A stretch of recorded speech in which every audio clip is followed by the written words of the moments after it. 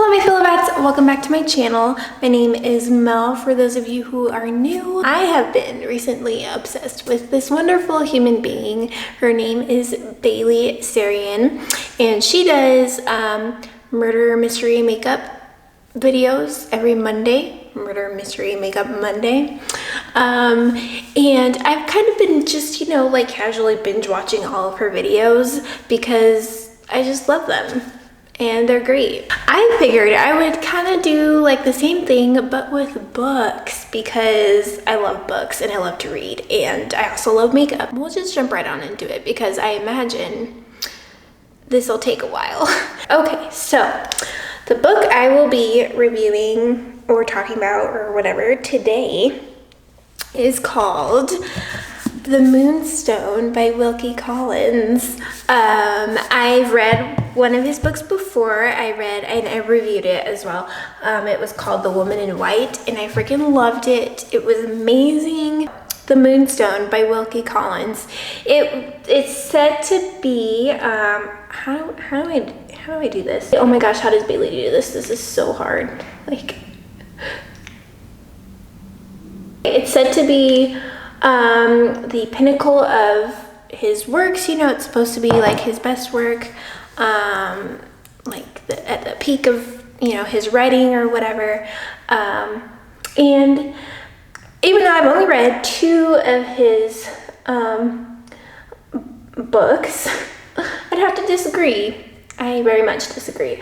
I honestly did not like this nearly as much as I did The Woman in White. Like, it just, no. It did not cut it for me. Unfortunately, it just wasn't, it wasn't as good. Like, there isn't a scene that I absolutely love. There weren't any characters that I loved. There weren't any characters that I especially hated. Actually, that's a lie. There was one, but I'll talk about that later. Okay, I don't like this. I have to use a sponge, sorry. So if that's all you wanted to know in terms of a book review, bye. Wow, I'm not good at this, you guys. I'm so sorry. Okay, so just to make things easier for me, I'm just gonna go ahead and give the plot and kind of, what happens. If you don't know what a moonstone is, it's a kind of stone. So the format of the book is kind of like Dracula, where you get like different people giving their perspectives and stuff like that. It's like a cross between like a Victorian Gothic romance type of book and a detective book. So there's this guy. His name is John Herncastle, okay? And he's known as Honorable John for now. So he is a colonel in the British Army, and he's like stationed in India or whatever. They're over there fighting or whatever, and he gets into some trouble, okay? So he finds out about this thing called the Moonstone, right? Oops. So they're in India, and he finds out about this thing called the Moonstone. And the Moonstone for the Indians at this time, specifically the Hindus, or for Hinduism, I'm sorry. It is the centerpiece for their god of the moon, and obviously it has great religious significance for them.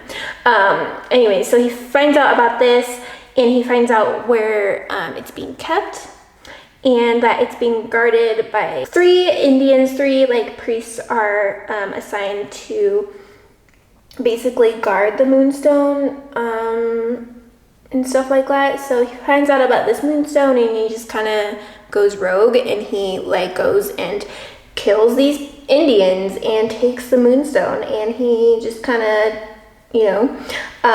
takes it back to England with him casually, These Indians are obviously tracking him and trying to get their Moonstone back because it's obviously very important. Like, you can't just like go to a country and like steal stuff. He gets back home, people find out what he did, and he's basically like ostracized by his whole family, especially his sister. Like, they had like a fight, so to speak, but I mean, you can read more about it in you can read the book. She basically ends up like disowning him. So yeah, that's nice. So he decides to just take revenge on her by having it written in his will that the Moonstone will be given to his niece. So his niece's name is Rachel. Rachel is Lady Verander's daughter, and Lady Verender is John's sister, the one who disowned him, basically.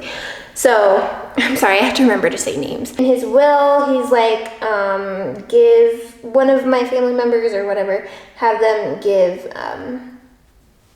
the Moonstone to Rachel on her 18th birthday. And he does this kind of out of spite against his sister, because he knows, obviously, like, these Indians are, like, you know, tracking him, like, threatening his life, basically, to get this Moonstone back. They don't care, like, who you are or whatever. The fact is, you stole, like, their religious artifact or thing or whatever, and they need it back, and they don't care what they have to do to get it. So basically, John dies, and everything goes according to plan. The family member who is the one who you know, bring Rachel the Moonstone, his name is Franklin Blake, and yeah, and so he notices that when he goes to get the Moonstone and when he travels, you know, over to bring it to them,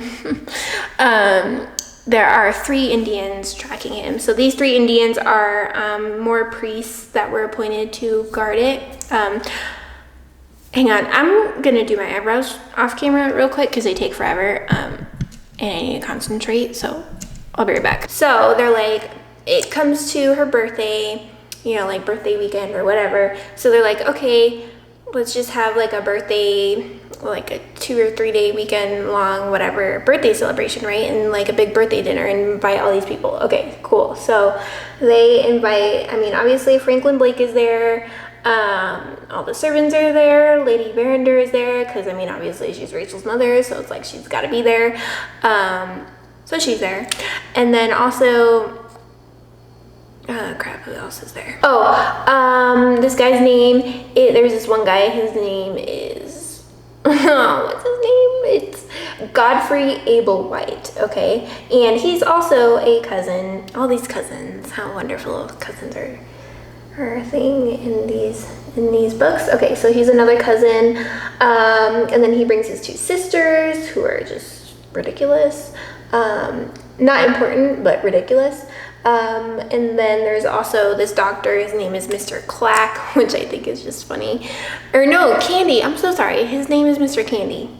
That's why I thought it was funny. Godfrey Ablewhite actually proposes to Rachel, like marriage, you know, proposes. She refuses, and that is because she is in love with Franklin Blake, her other cousin. So he ends up giving her the Moonstone on her 18th birthday. Everyone's like, ooh, wow, amazing, cool. And also just like, her mother though, Lady Verender, is like kind of freaked out. Yeah, she's like, oh, great, wonderful, fabulous. And during dinner, this will be important later for a stupid reason, but during dinner, you know, while they're all eating or whatever, why do we keep wanting to call him Clack?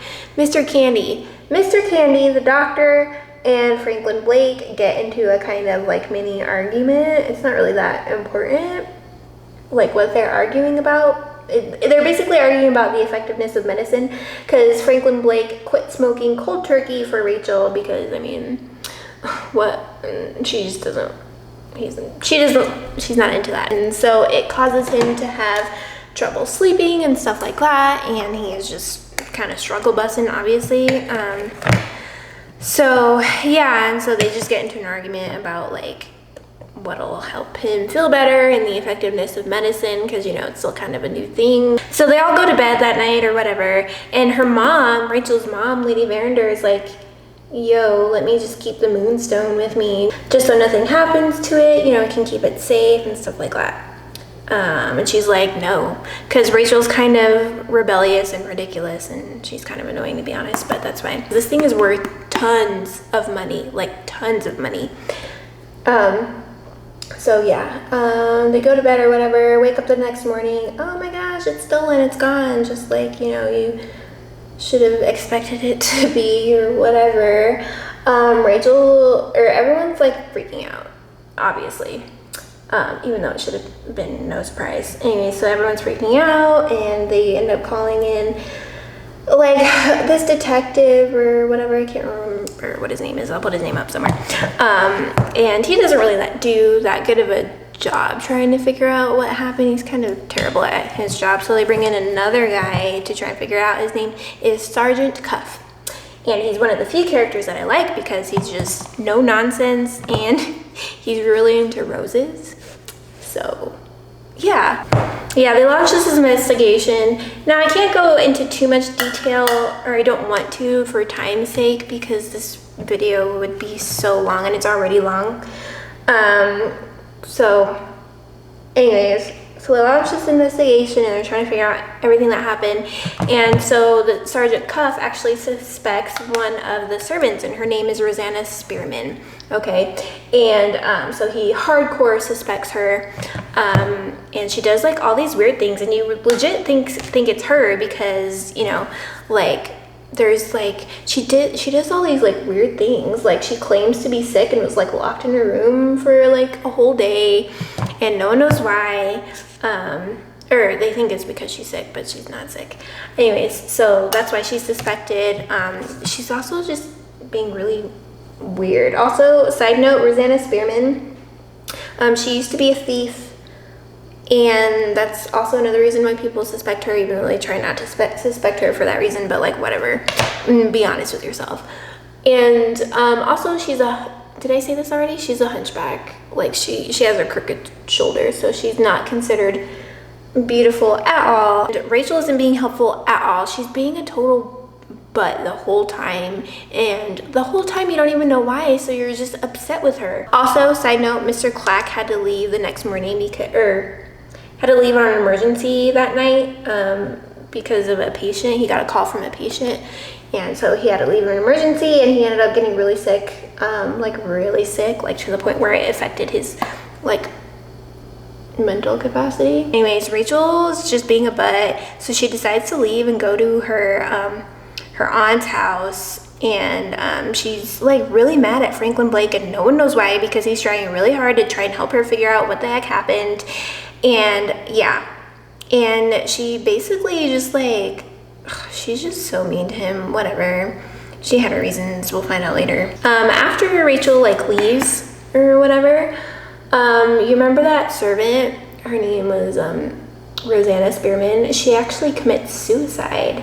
And it turns out she was basically obsessed with, what's his name? Franklin Blake. And she was actually, she'll say she's in love with him, and the book says she's in love with him or whatever, but we all know it's really obsession. It's just infatuation. She ain't in love with him. She don't even know him. She commits suicide because basically Franklin Blake said something in the garden that hurt her feelings or whatever. Yeah, he was like, I'm not interested in Rosanna whatsoever, and she heard that and it hurt her feelings really bad, so she just ended up committing suicide. Now, she does something really weird before this. She hides something. So there's like this spot near where they live, right? And it's called the Shivering Sands, right? And oh my gosh, this is so patchy, what the heck? She hides something by putting it in the Shivering Sand, so sinking sand. It's like, is that what it's called? Sinking sand. Basically, Lady Verinder is real upset that the sergeant can't really figure out what's going on, especially, I mean, he can only do so much, especially since Rachel isn't even bothering to help. So anyways, she ends up paying him and then dismisses him or whatever, and then he's like, cool, I'm out. So yeah, but they find out, before she dismisses him, he finds out that the Moonstone supposedly was sold or given to this guy in London. His name is Mr. Luker, and he's like a pawn person basically, and it's in a bank. He put it in a bank or whatever, and basically they just can't, that's what they think, but they can't like verify it. Anyways, so that happens. Also, while they're at the house, the three Indians like stop by, and that's why everyone suspects the Indians, and they end up being in jail for a while, like during, like when the Moonstone was stolen, so because they were like reported or whatever. Anyways, so they had an alibi for like not being the ones to steal it, but they are still suspected to be involved. So there's that. Anyways, so now we change point of views to this woman. Her name is Miss Clack. Now this this woman, she is one of the most satirical or satirically written characters I've ever read of. She's related to Lady Verinder somehow. She is hyper religious. Why did we switch to her point of view? Honestly, I can't remember. Anyways, this is what happens. So turns out Godfrey, remember him, Godfrey Ablewhite, so he comes over to like Rachel or whatever. He makes another proposal of marriage to her, right? Okay. And she ends up accepting after he basically freaking begs her. Like, it's kind of ridiculous. And because that's why, I mean, she's honest with him. She tells him, yo, I'm in love with someone else. And he's like, well, obviously it's torturing you, so just like marry me and we'll be fine and you'll get over it and you'll just, he basically tells her to just settle for him. They're like, let's keep it quiet for now. Anyways, they're about to leave and go downstairs because her mom's downstairs. And then the servant runs up and he's like, OMG, something's wrong with her mother. And then they run down and basically her mother dies right then and there. And it's because she was suffering from some sort of illness that she didn't tell her daughter about because she didn't want to worry her and stuff like that. So that happened. Anyways, so there's this guy named Mr. Brough, and he is the family lawyer. And he, by all these like lawyer means or whatever, basically finds out that Godfrey needs money because he has debts to pay off. So literally the only reason that he was trying so hard to marry Rachel was for her money, of course. But then like it's found out that the way her mother like worked her will was that, honestly, I don't know quite how it works, but the end of it is that Rachel would be taken care of, but she wouldn't like get money, basically, which means that Godfrey couldn't get the money. So Rachel ends up breaking off the engagement with Godfrey, and he's like, yeah, okay, that's cool. And so everyone's like confused by like why he's so cool with it. Anyway, so he's cool with it because he's like, yeah, I figured. Anyways, at least he's like honest about that part. Like, yeah, okay, you're right. Gosh, this is so hard. How does Bailey do this? My makeup freaking sucks. Also, side note, the Indians this whole time, they are still there. They've just been kind of like hiding out, like waiting around the bank that the Moonstone is being kept in, or that everyone thinks the Moonstone is being kept in, just waiting for it to be taken out because it can only be removed by the person who put it in there, and that man is Mr. Luker. Okay, so now we switch narrators again, and this time we get to hear from Franklin Blake, whose perspective is probably my favorite perspective, just because he's like straightforward and honest and just, I don't know, he's refreshing compared to freaking Miss Clack, all hyper religious over here.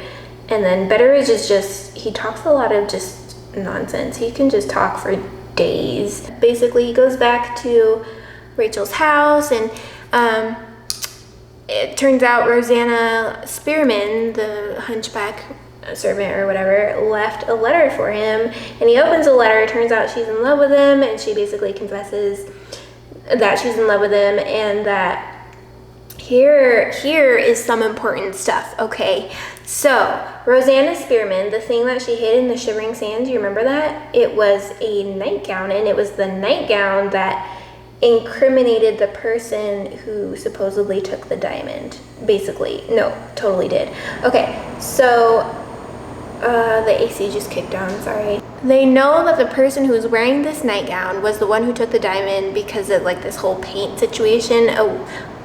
The paint on the door to Rachel's room was still wet at this time the diamond was stolen. So, and there was like a smudge on it, so that showed that whoever was in there, the paint was on the nightgown, right? And so they basically, Rosanna Spearman tells Franklin Blake where to get the nightgown. Turns out, now this like got me. So it turns out the nightgown belonged to Franklin Blake. Like, it was his nightgown. And when he found it, he was like, what? There's nothing to incriminate him except this nightgown. Like, that's like hardcore evidence right there. Okay, so that happens. And they're like, okay, what do we do? So he talks to the family lawyer to try and figure out what to do. So they basically trick Rachel into meeting him because she still refuses to talk to him. So they basically have to trick her in order to get her to talk to him and tell him what happened, right? So yeah, there's that. And they end up talking, and turns out she saw him that night. She saw him in her room taking the Moonstone, and he's been helping the whole investigation this whole time, and that's why she's been such a rude person to him, because she's like, I love you so much, but you just, like, how could you be so terrible? So, but she loves him enough not to say anything, so that's why she refused to talk to him or anyone, even the detective, about what was going on. So he can't really do anything, but then he gets a letter from the doctor, Mr. Candy, right? He's like, yo, I have something important to tell you. And you're like, oh my gosh, finally.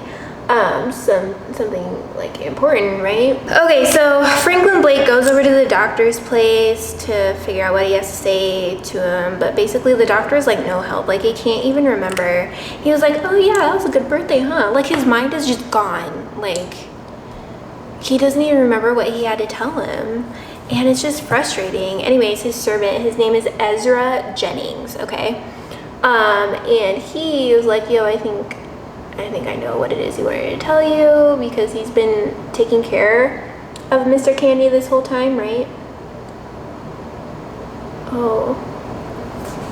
So he basically tells Franklin Blake, he shows him all the notes that he took, because he took notes while Mr. Candy was like in this fit, right? Because he was just like saying all this weird stuff, so he wrote everything down. And basically, it turns out, here is the reason for all of this happening, okay? And when I found this out, I was so upset. I was like, this is so stupid that all of this could have been avoided. Basically, the doctor decided to, like, oh, so stupid. He decided to play a prank on Franklin Blake, okay? He decided to secretly give Franklin Blake some laudanum, which, if you don't know what that is, that's basically opium mixed with alcohol and some water and stuff, right? To try and get him to sleep better, right? And then the next morning, he'd be like, haha, medicine is effective, medicine does matter, and it's because, or he would wake up and ask Franklin Blake, how'd you sleep? And he would be like, oh, really good. And then the doctor would be like, ha, told you, medicine works, medicine matters, medicine is important, da da da, whatever. Stupid, right? Like, so stupid. So he basically drugs Franklin Blake, right? And it's just so stupid. Anyway, so he does that. How dark is this color? Hold on. And this drug, if you don't know much about opium, and especially in the Victorian times, like, you know, the Victorians, like, took opium for, like, everything. It was, like, a thing, and you could very easily get addicted to it. Anyways, so Mr. Candy basically secretly drugged Franklin Blake, and the opium had a particular effect on him.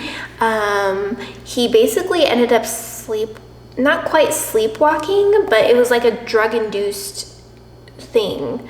And basically, it's like, because he went to bed so worried about the Moonstone, the drug ended up causing him to act on it. Basically, it was indeed Franklin Blake who took the Moonstone, but it was under the influence of opium, so yeah, and it wasn't really his fault because he didn't even, like, know.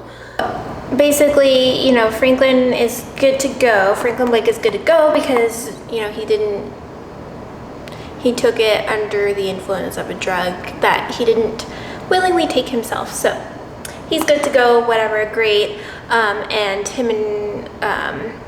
And so Rachel feels better about herself, and she's like, oh my gosh, I'm so sorry, and all that, you know, whatever. Him and Rachel end up getting married now that that's all cleared up, and you're like, okay, cool, whatever. So basically a happy ending for them. The time comes for Mr. Luker to take the diamond out of the bank, so he goes and does that, and the lawyer and a couple of his people are in Franklin Blake, actually, I think, are following him to, you know, see, you know, what's up with that. Anyways, so they see him, well, each person sees him pass it, thinks they see him pass it to like different people. Anyways, so turns out he passed it to this guy, this strange guy. He's tall, and it looks like he has a dark complexion. You know, he just looks like not quite an Indian, but, you know, obviously like not from England. So he passes it to this guy, and basically one of Mr. Brough's people follows him, and he goes to this, like, basically an inn, right? And he checks in, spends the night there, whatever. Some stuff happens, like some commotion or whatever, and the inn owner gets the police and stuff like that, and Mr. Blake and Sergeant Cuff, actually, because he shows up now, he's like, yo, let's finish this or whatever.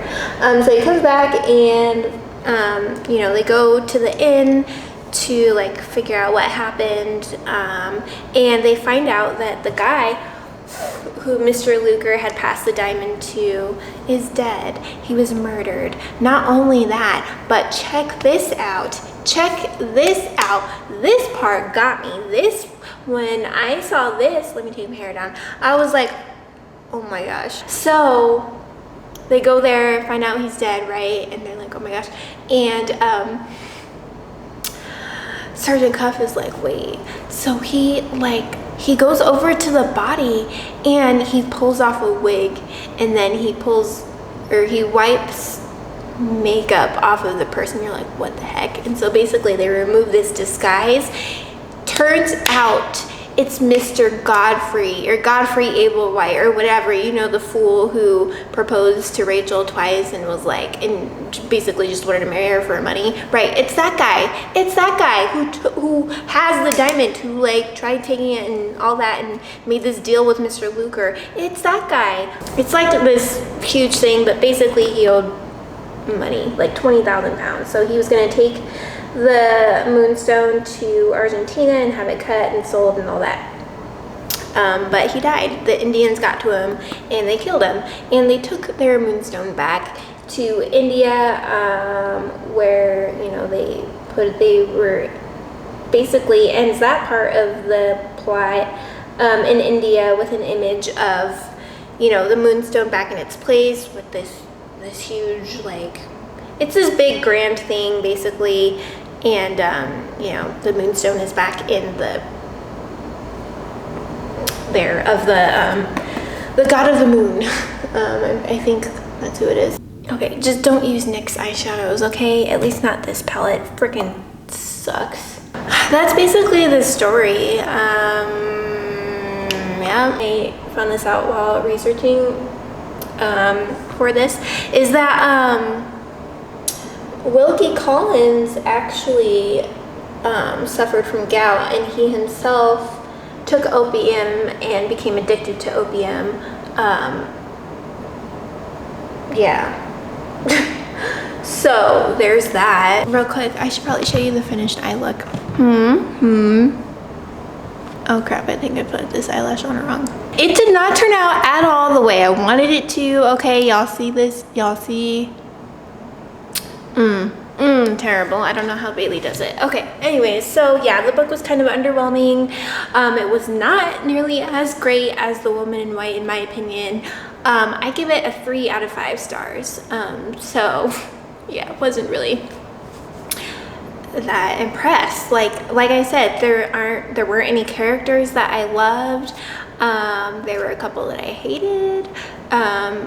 For the most part, they were just like normal and everything was just, I don't know. But I did like that twist where it turns out, because you don't see that a lot, where like disguises are that good and that intense in detective novels as well, particularly in Victorian detective novels. Anyways, so I did like that, and I did like how we switched perspectives throughout the book. And that's another thing that shocked me, was when I like found out that this was supposedly like one of like his best work, like his work that he wrote, like the peak, this is supposed to be the best. And I was like, maybe if you're, what was I gonna say? I was gonna say a Freudian, is that a word? Maybe if you're into Freudianism, I give it at most a 3 out of 5 stars, maybe like a 2.5 out of 5 stars. So yes, that is my opinion. I'm sorry if this video was kind of a hot mess. I tried. I don't know. I feel like I'll get better at it, like the more I do this and stuff like that. Yeah, thanks for watching if you made it this far. Again, I'm sorry if this was all over the place. Also, kudos to Bailey for doing her makeup while talking like that, and like, this sounds bad, but just like thinking. I don't know how she does it. So I hope you guys like this video. If you like books and do you like makeup, then give it a thumbs up. And I will see you guys in my next video. Bye.